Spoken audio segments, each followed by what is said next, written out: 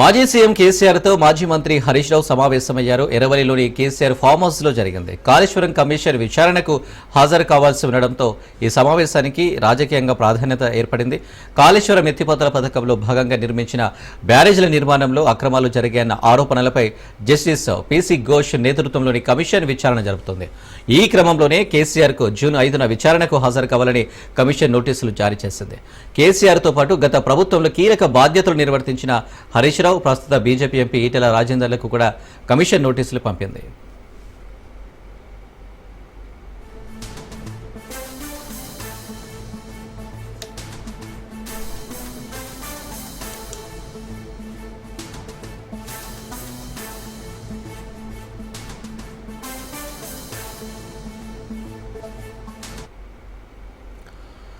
మాజీ సీఎం కేసీఆర్తో మాజీ మంత్రి హరీష్ రావు సమావేశమయ్యారు. ఎర్రవల్లిలోని కేసీఆర్ ఫామ్ హౌస్లో జరిగింది. కాళేశ్వరం కమిషన్ విచారణకు హాజరు కావాల్సి ఉండడంతో ఈ సమావేశానికి రాజకీయంగా ప్రాధాన్యత ఏర్పడింది. కాళేశ్వరం ఎత్తిపోతల పథకంలో భాగంగా నిర్మించిన బ్యారేజీల నిర్మాణంలో అక్రమాలు జరిగాయన్న ఆరోపణలపై జస్టిస్ పీసీ ఘోష్ నేతృత్వంలోని కమిషన్ విచారణ జరుపుతుంది. ఈ క్రమంలోనే కేసీఆర్కు జూన్ 5న విచారణకు హాజరు కావాలని కమిషన్ నోటీసులు జారీ చేసింది.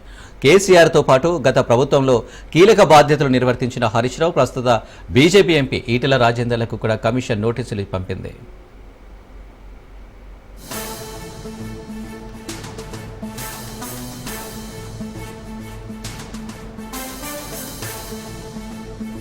కేసీఆర్కు కాళేశ్వరం కమిషన్ నోటీసులు జారీ చేసింది. మాజీ సీఎంతో పాటు హరీష్ రావు, ఈటెలకు నోటీసులు ఇచ్చింది. 15 రోజుల్లో సమాధానం ఇవ్వాలని కమిషన్ ఆదేశించింది. కాళేశ్వరం కమిషన్ విచారణ గడువును రాష్ట్ర సర్కారు పెంచిన కొన్ని గంటల్లోనే మాజీ సీఎం కేసీఆర్తో పాటు హరీష్, ఈటెలకు నోటీసులు ఇవ్వడం సంచలనంగా మారింది. June 5లోగా KCR, June 6న Harish Rao, June 9న Etela విచారణకు రావాలని నోటీసులో స్పష్టం చేసింది.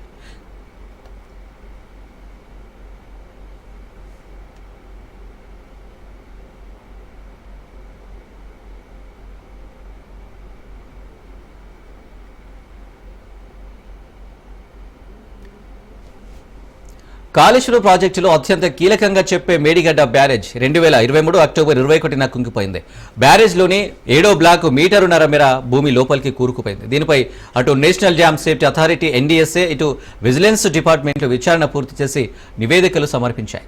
Supreme court retired judge justice Pinaki Chandraghosh చైర్మన్గా 2024 మార్చి 13న కాళేశ్వరం జ్యుడిషియల్ కమిషన్ను రేవంత్ సర్కార్ ఏర్పాటు చేసింది.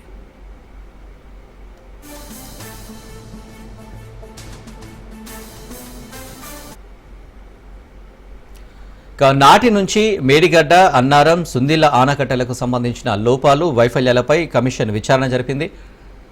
బ్యారేజ్ల డిజైన్, నిర్మాణం, నాణ్యత, నిర్వహణ అంశాలపై విచారించింది.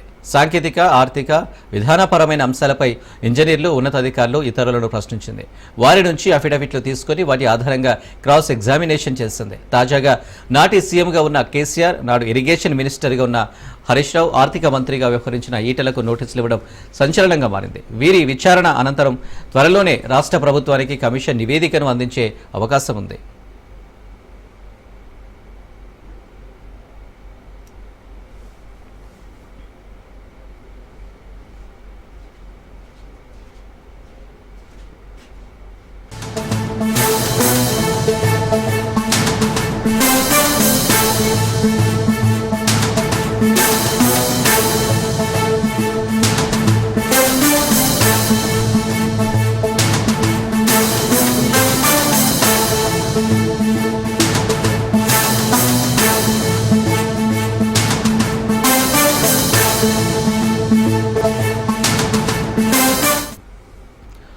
ఐఏఎస్ అధికారులు రాజకీయ నాయకులతో ఉన్నప్పుడు బాధ్యతగా వ్యవహరించాలంటూ తెలంగాణ సీఎస్ రామకృష్ణ మండిపడ్డారు.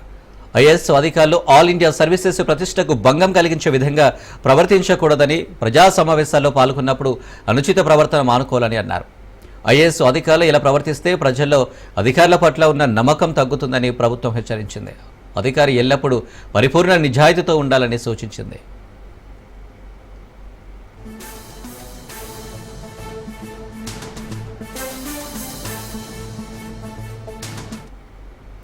అలా కాదని 1968 ఐఏఎస్ నిబంధనలు ఉల్లంఘిస్తే కఠిన చర్యలు ఉంటాయని స్పష్టం చేసింది. ఇకపై ఇలాంటి చర్యలు జరిగి ఉపేక్షించేది లేదని తేల్చి చెప్పింది. ఐఏఎస్ అధికారుల అనుచిత ప్రవర్తనపై క్రమశిక్షణ చర్యలు తప్పవని, ప్రజలు గౌరవాన్ని నిలబెట్టుకోవాలంటే అధికారుల తీరు మారాలని సిఎస్ చాలా గట్టిగా చెప్పింది. రాష్ట్ర ప్రభుత్వం అధికారులు కూడా 1964 తెలంగాణ సివిల్ సర్వీసెస్ రూల్స్ అతిక్రమించొద్దు అని ఆదేశాలు జారీ చేసింది.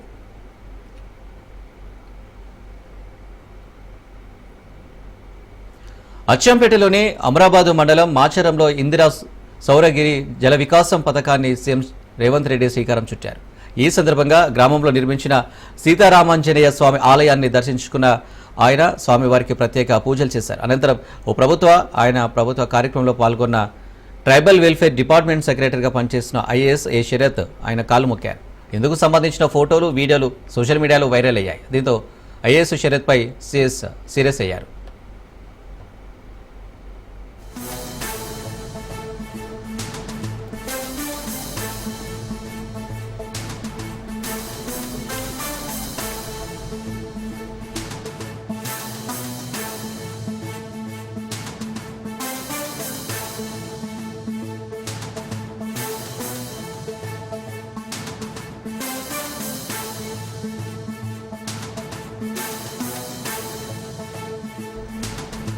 భూ సమస్యలను పరిష్కరించాలని ప్రభుత్వం నిర్ణయించిందన్నారు మంత్రులు సీతారాబాబు, పొంగులేటి శ్రీనివాసరెడ్డి.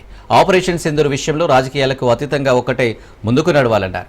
అమెరికా పెత్తందారులకు ఇందిరాగాంధీ మాత్రమే ఎదురు తిరిగి నిలబడి పోరాడిందన్నారు. అమెరికాను బెదిరించి ముందుకు నడిచిన వీర వనిత ఇందిరాగాంధీ అని కొనియాడారు. 200 కోట్ల రూపాయల పంట 2023లో కొంటే ఇప్పుడు 700 కోట్ల రూపాయల పంట కొన్నామని తెలిపారు. స్థానిక సంస్థల ఎన్నికల్లో బీఆర్ఎస్కు తగిన బుద్ధి చెప్తారన్నారు.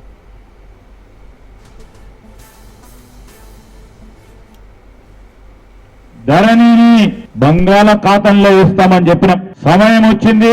మీ అందరి ఆశీర్వాదం తీసుకోవడానికి భూభారతి చట్టం తీసుకొచ్చి ఈ రోజు రెవెన్యూ మంత్రి గారు శ్రీనివాసరెడ్డి గారు మన గ్రామాలకు వచ్చింది. ధరణి పరంగా ఇబ్బంది పడ్డ, భూముల పరంగా ఇబ్బంది పడి, నా భూమిని ఇంకోని పేరు మీద చేసి ఇంకోని పేరు మీద చేసి ఇబ్బంది పెట్టిన ఆ ప్రభుత్వం, ఆ టీఆర్ఎస్ పార్టీ ప్రభుత్వం చేసిన నిర్లక్ష్యం, దోపిడీని అరికట్టాలని ఈ రోజు మేము చేసిన ప్రయత్న భాగంలో మరి శ్రీనివాసరెడ్డి గారి ఆధ్వర్యంలో, రెవెన్యూ మంత్రి గారి ఆధ్వర్యంలో కమిటీలు ఏర్పాటు చేసుకుని మీలాంటి అనేక మంది రైతు సోదరులతో పట్టా భూములకు సంబంధించిన యాజమాన్యంతో ఈ రోజు అనేక మందితోని సంప్రదించి ఒక సమగ్రమైన భూభారతి చట్టం తీసుకురావడం జరిగింది. ఆ క్రమంలో ఆనాడు ఉన్న మన రెవెన్యూ సదస్సులు 10 సంవత్సరాల కాలం మార్చిపోయినాం. చిన్న సమస్యలు ఆ రోజు రెవెన్యూ సదస్సులో సమస్య పరిష్కారం అవుతుండే. ఇక్కడ ఉన్న మా ఆర్డీఓ గారు, మా కలెక్టర్ గారు, ఎంఆర్ఓ గారు వచ్చి చిన్న సమస్యలు పరిష్కారం దానికి ఆస్కారం లేకుండా చేసింది ధరణి. రెవెన్యూ సదస్సులు లేవు. ఈ రోజు రెవెన్యూ సదస్సులో భాగంగా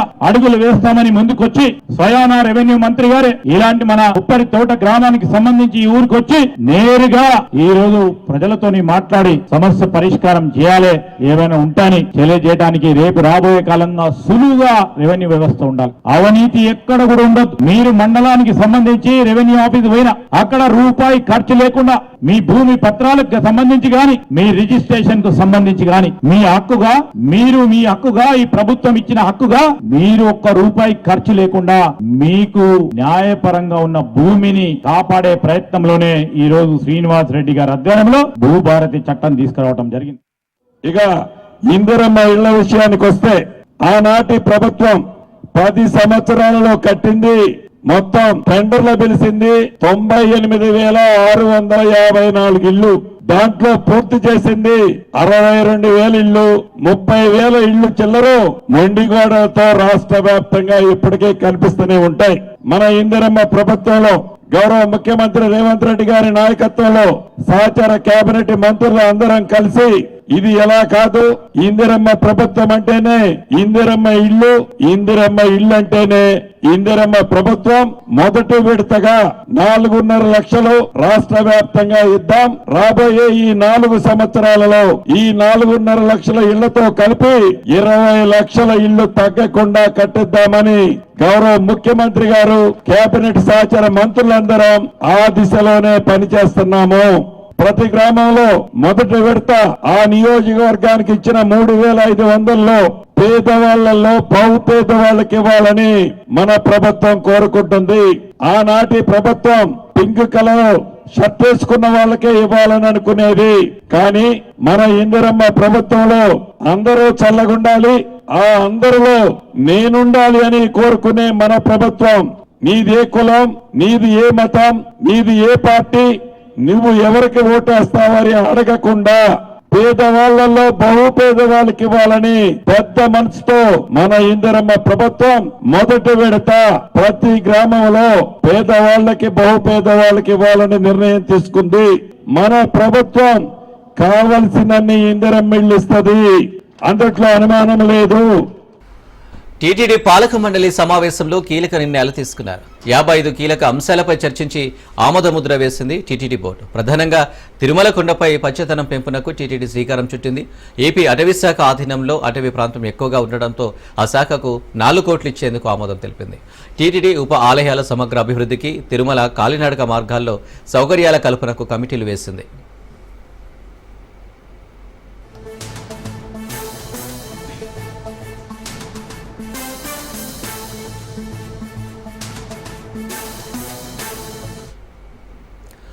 తిరుమలలోని 42 వీఐపీ అతిథి గృహాలకు గతంలో వేరువేరు కంపెనీల పేర్లు ఉండగా వాటికి నిర్వాహకులే ఆధ్యాత్మిక పేర్లు పెట్టినట్లు టీటీడీ ప్రకటించింది. మరో 2-3 అతిథి గృహాలను పేర్లను టీటీడీ మార్చనున్నట్లు తెలిపింది. ఇక తిరుపతి స్విమ్స్ ఆసుపత్రి అభివృద్ధి కమిటీ రిపోర్టుకు టీటీడీ పాలక మండలి ఆమోదముద్ర వేసింది. స్విమ్స్ ఆసుపత్రిలో 597 పోస్టుల భర్తీకి గ్రీన్ సిగ్నల్ ఇచ్చింది. మరోవైపు శ్రీవారి ఆలయంలోని తులాభారం కానుకల్లో అవినీతి జరిగిందని టీటీడీ బోర్డు సభ్యులు భానుప్రకాష్ రెడ్డి విజిలెన్స్ ఎస్పీకి ఫిర్యాదు చేయడం హాట్ టాపిక్ గా మారింది. ఈ అంశం టీటీడీ పాలక మండలి సమావేశంలోనూ చర్చకు వచ్చింది.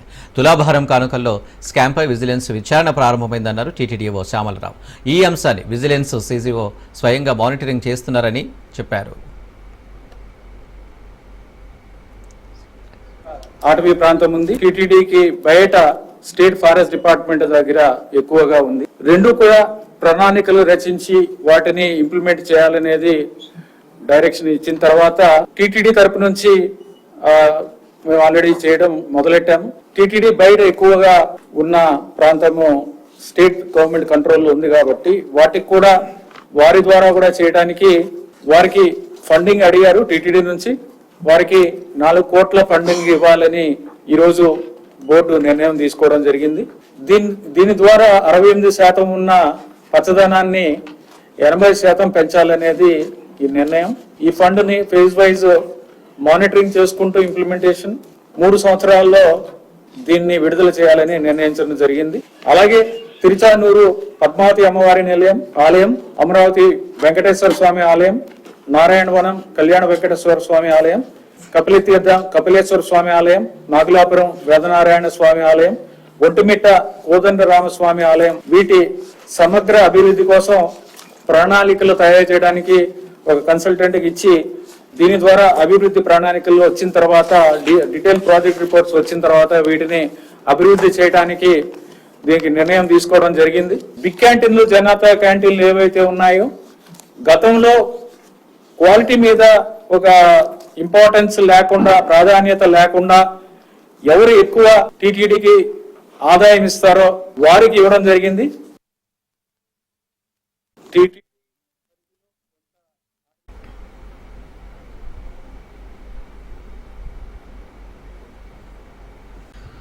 ఏపీలో రేషన్ పంపిణీ విధానంలో రాష్ట్ర ప్రభుత్వం కీలక మార్పులు చేస్తుంది. జూన్ 1 నుంచి రేషన్ షాపుల ద్వారానే రేషన్ సరుకుల సరఫరా జరుగుతుందని మంత్రి నాదెండ్ల మనోహర్ స్పష్టం చేశారు. అయితే 65 ఏళ్లు పైబడిన వృద్ధులకు, దివ్యాంగులకు మాత్రం గతంలో మాదిరిగానే ఇంటికి నేరుగా సరుకులు అందజేస్తామని తెలిపారు. మంత్రివర్గ సమావేశం అనంతరం కేబినెట్ తీసుకున్న నిర్ణయాలను మంత్రి పార్థసారథితో కలిసి నాదెండ్ల వెల్లడించారు.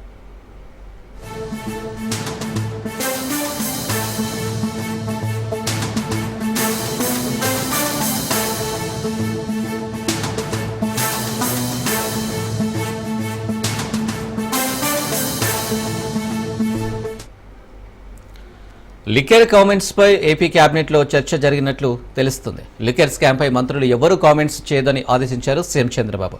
ప్రధాని విశాఖ పర్యటన విజయవంతంపై దృష్టి పెట్టాలన్నారు సీఎం చంద్రబాబు.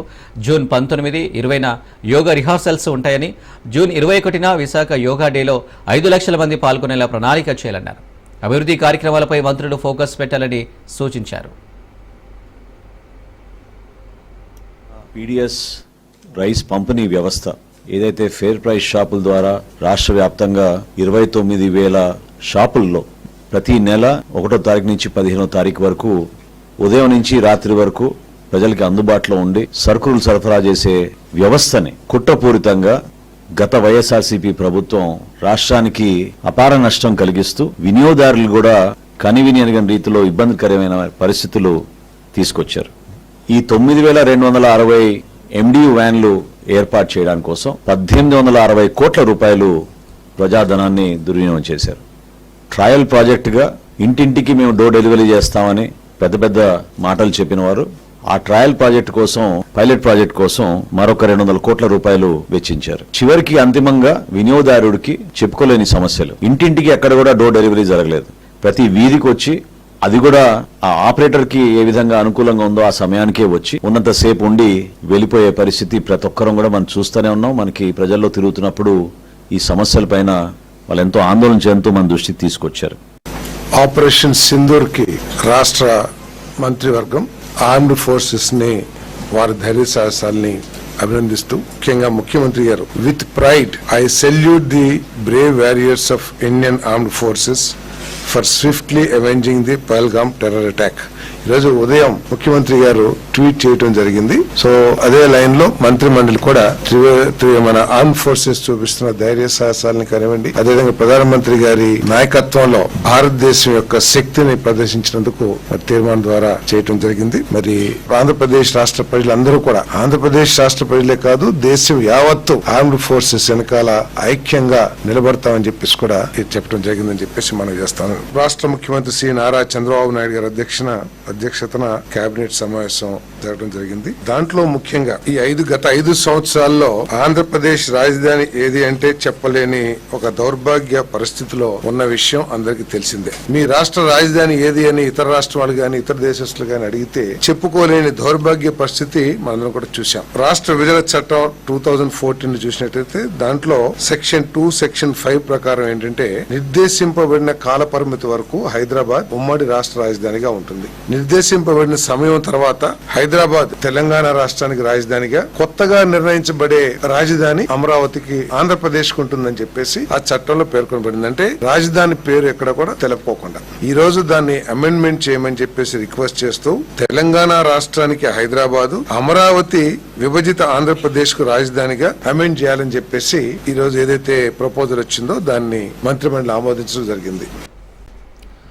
బెంగళూరులో తెలంగాణ డిప్యూటీ సీఎం భట్టి విక్రమార్క బిజీగా గడిపారు. బెంగళూరులో అండర్ గ్రౌండ్ ద్వారా విద్యుత్ సరఫరా వ్యవస్థపై అధ్యయనం చేశారు. క్షేత్రస్థాయిలో under ground current supply project పనితీరును స్వయంగా భట్టి పర్యవేక్షించారు. హైదరాబాద్లో కొత్తగా నిర్మించబోతున్న ఫ్యూచర్ సిటీ వంటి ప్రాంతాల్లో అండర్ గ్రౌండ్ కరెంటు వ్యవస్థ ఉపయోగకరంగా ఉంటుందని డిప్యూటీ సీఎం భట్టి విక్రమార్క అన్నారు.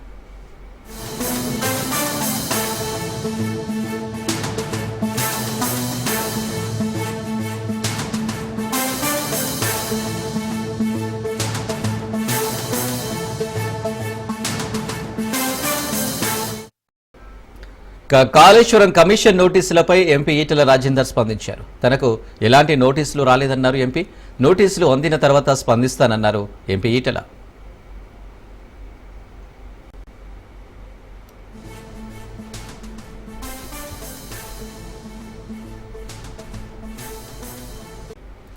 డీటెయిల్స్ చూద్దాం. ఏపీ సీఎం చంద్రబాబు ఇవాళ కుప్పం పర్యటనకు వెళ్లనున్నారు. కుప్పంలో ప్రసన్న తిరుపతి గంగమాంబ జాతరలో కూడా సీఎం చంద్రబాబు పాల్గొననున్నారు.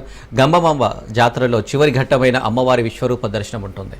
ఈ నేపథ్యంలోనే గంగమాంబ అమ్మవారిని దర్శించుకుని అనంతరం ఏపీ ప్రభుత్వం తరపున పట్టు వస్త్రాలు సమర్పిస్తారు. మధ్యాహ్నం 12:30 ద్రవిడ యూనివర్సిటీ గ్రౌండ్కు హెలికాప్టర్లో చేరుకుని అక్కడి నుంచి కుప్పం నియోజకవర్గానికి రోడ్డు మార్గం ద్వారా సీఎం చంద్రబాబు వెళ్తారు. సీఎం పర్యటన నేపథ్యంలో అధికారులు అన్ని ఏర్పాట్లు పూర్తి చేశారు.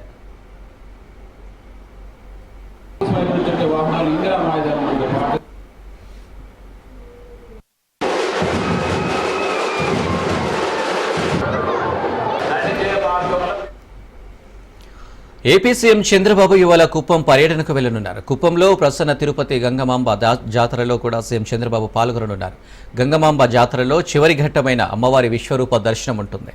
ఈ నేపథ్యంలోనే గంగమాంబ అమ్మవారిని దర్శించుకుని అనంతరం ఏపీ ప్రభుత్వం తరపున పట్టు వస్త్రాలు సమర్పిస్తారు. మధ్యాహ్నం 12:30 ద్రవిడ యూనివర్సిటీ గ్రౌండ్కు హెలికాప్టర్లో చేరుకొని అక్కడ నుంచి కుప్పం నియోజకవర్గానికి రోడ్డు మార్గం ద్వారా సీఎం చంద్రబాబు వెళ్తారు. సీఎం పర్యటన నేపథ్యంలో అధికారులు అన్ని ఏర్పాట్లు పూర్తి చేశారు.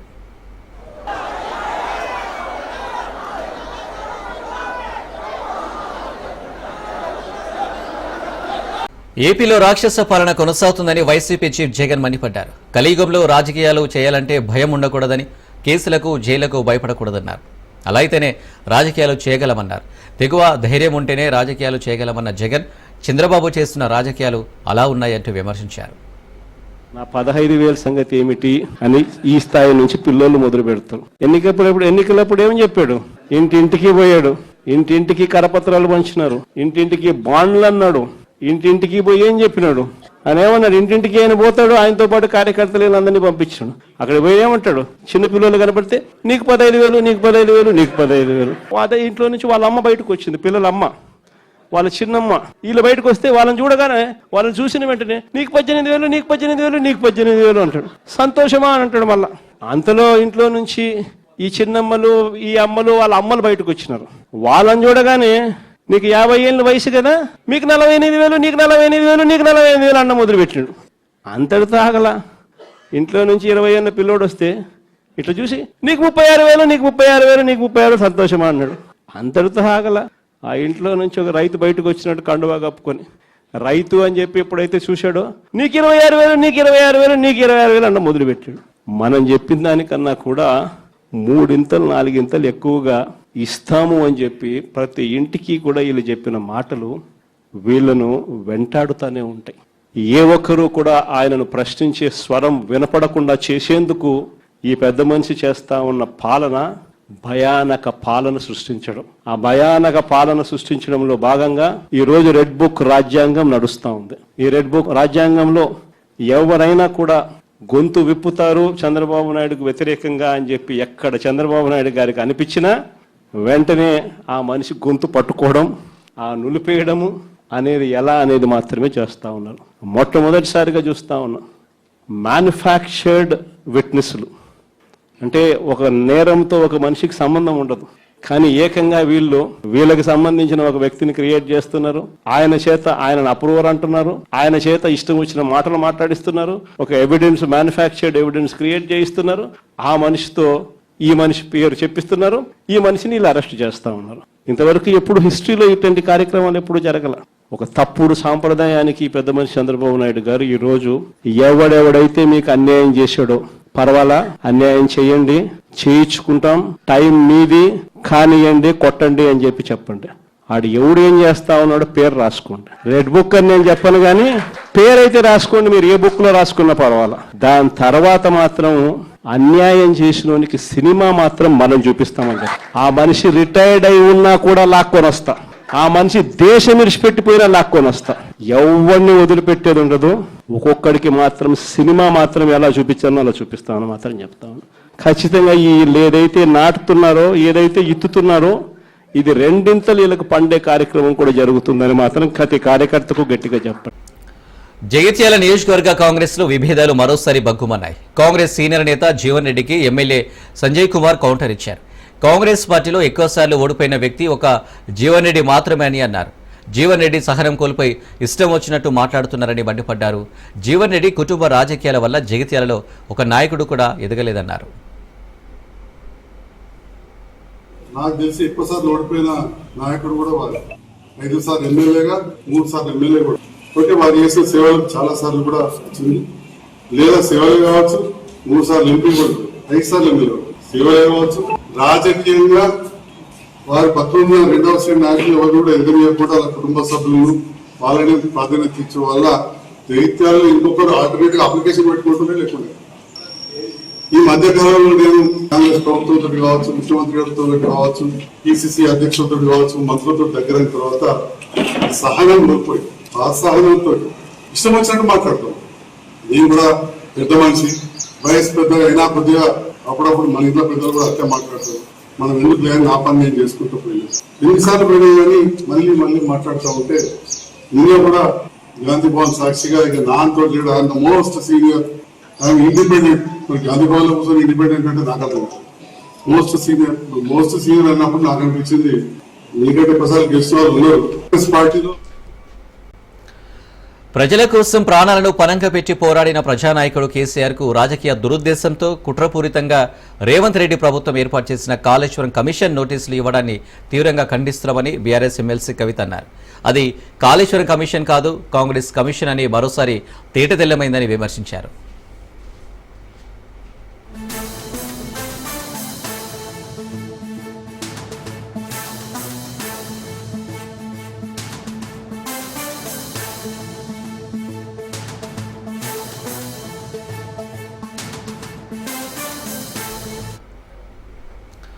కాళేశ్వరం ప్రజా ప్రయోజనాల కోసం నిర్మించిన బృహత్ ప్రాజెక్ట్ అని, తెలంగాణ ప్రజల తరతరాల దాహార్తిని తీర్చడానికి, తెలంగాణ పొలాల్లోకి గోదావరి నీళ్లను గలగల తరలించడానికి కట్టిన ప్రాజెక్ట్ అని కవిత కొనియాడారు.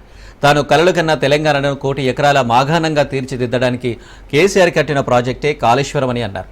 రాజకీయ కక్షతో కుట్రతో ఇచ్చిన ఈ నోటీసులు, వేసిన కమిషన్లు కాలక్రమంలో తప్పకుండా న్యాయాన్ని గెలిపిస్తాయని తెలిపారు. నిజాలన్నీ బయటకు వస్తాయని, రావాలని మనస్ఫూర్తిగా కోరుకుంటున్నానని ఎమ్మెల్సీ కవిత ట్విట్టర్ వేదికగా తెలిపారు.